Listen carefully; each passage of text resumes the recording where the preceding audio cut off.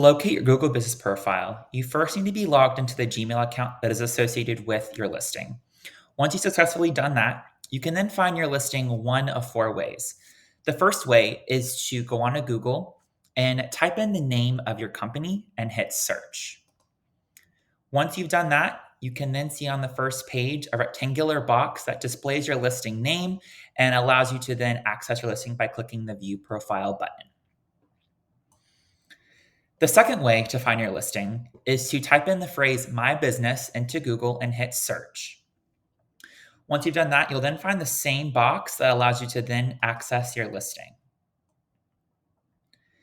The third way to locate your listing is to go on to Google and go to the top right-hand corner where there is an icon that displays Google's apps. Click that button. You'll then find a business profile icon, which you can then click to access your listing.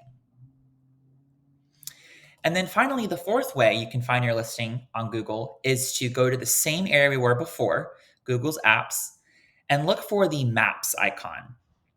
Once you locate that, you'll click Maps, and then you will type in your company's name as well as the city and state that it is located in.